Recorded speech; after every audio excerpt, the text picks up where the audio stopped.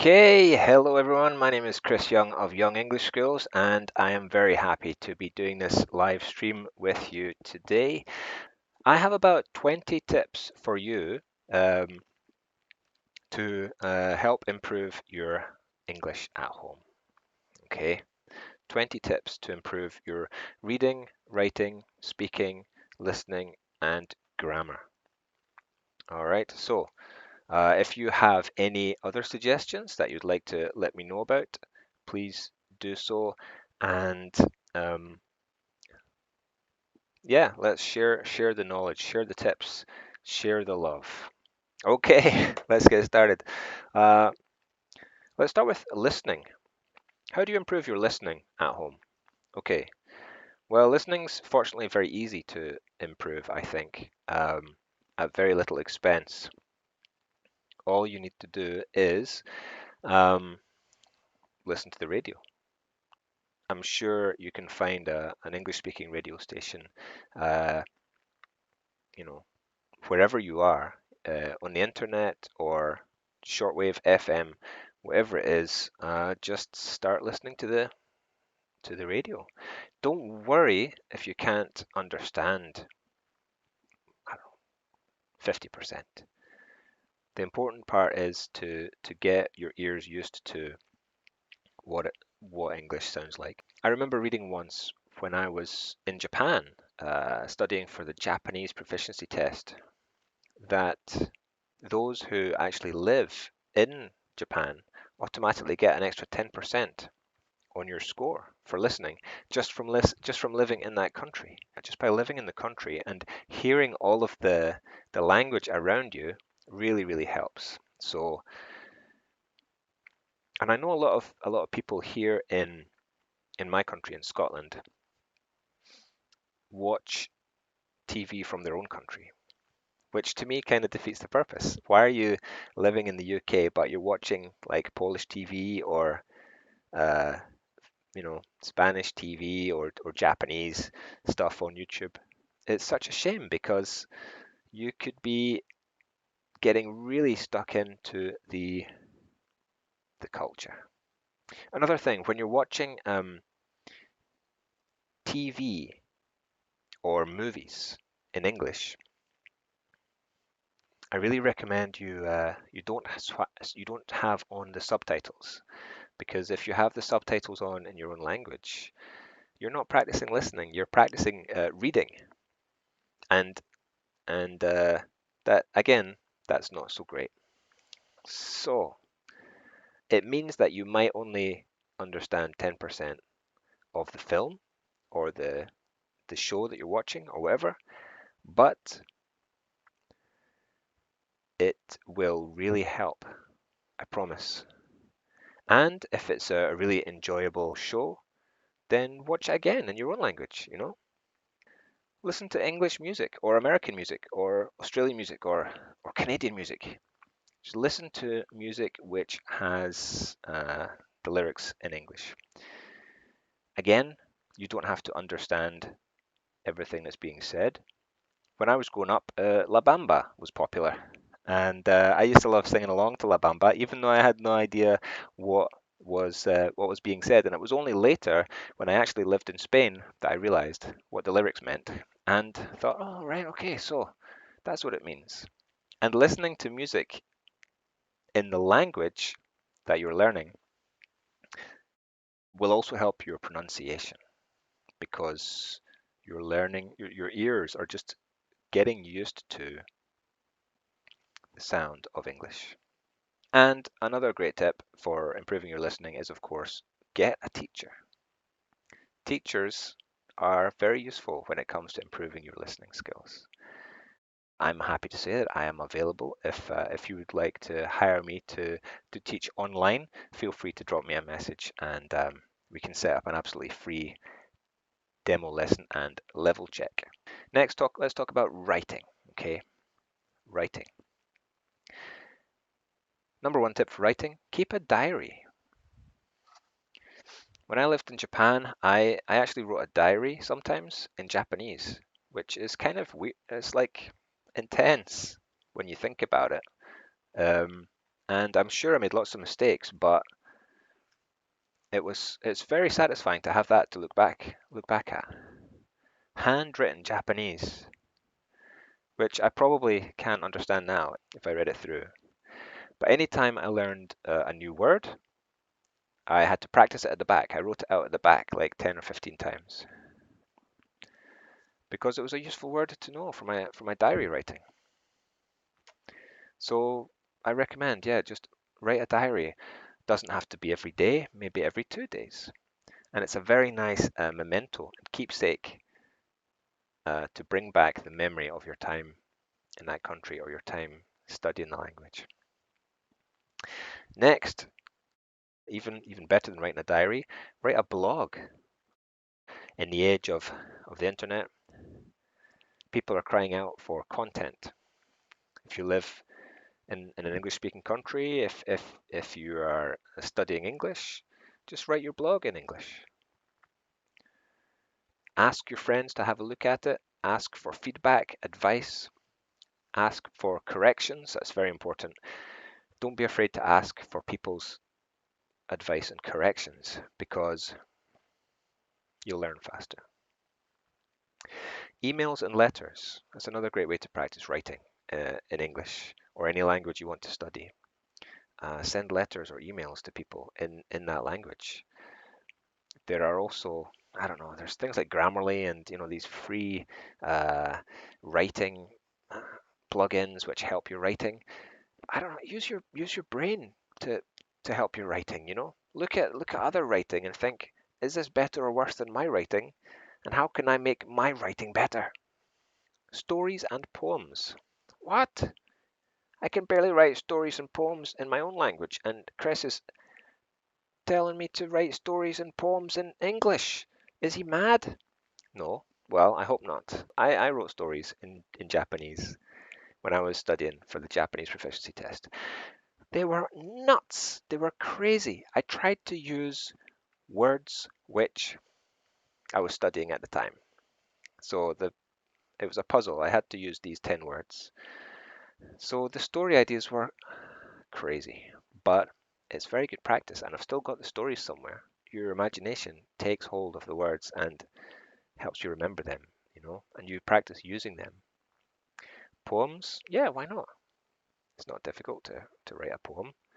I mean, selling poems is difficult. Having them published is difficult, but writing them is great fun.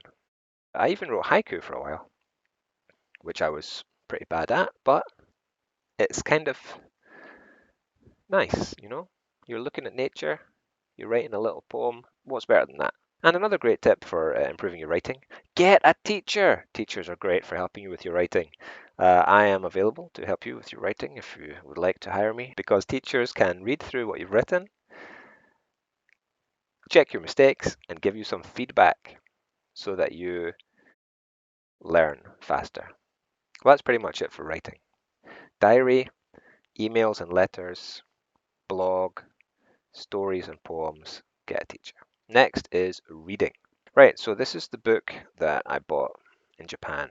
It's called Lush Life, but Lush Life can have 4 different meanings because it plays a game with the language of Japanese. It can be lush life or rush life or lash life or rash life. So there's actually 4 kind of hidden titles in this book. And anytime I found a word which I thought might come in useful, I scribbled in it. And probably the author will kill me, but I learned a lot. After a while, I got so bogged down with new words, I started doing just one word per page. To be honest, I didn't understand very much. Japanese is a very difficult language to study, as I'm sure you're aware. I always remember one day I was sitting in a cafe. I think it was Dotor's in Tokyo.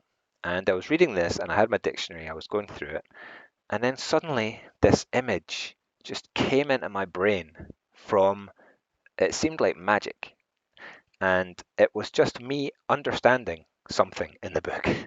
And it was such a wonderful feeling. It was a metaphor, I think, that the writers described. It was just such a wonderful feeling. It was like the fog disappeared and I could finally see again.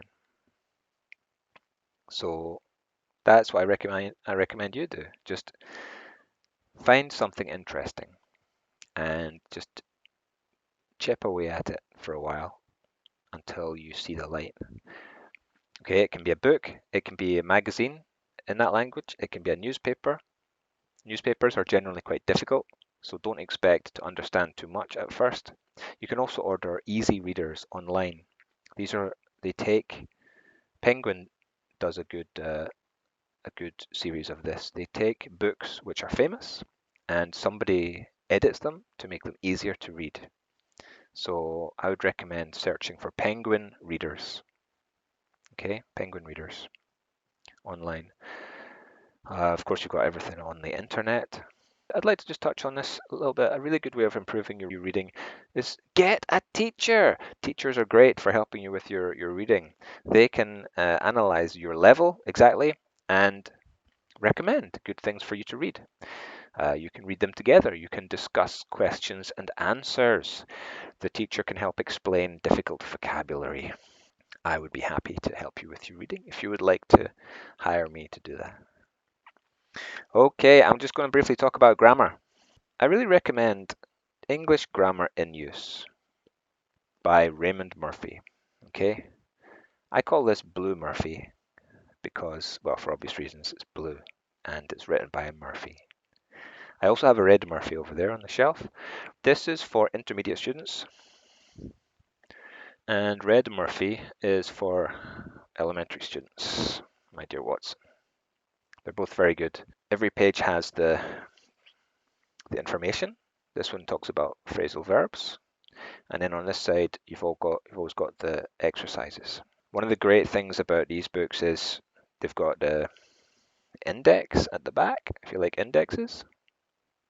It's got answers, which is brilliant, but it's also got a study guide. There we go, and this is invaluable. Okay, you've got the study guide here.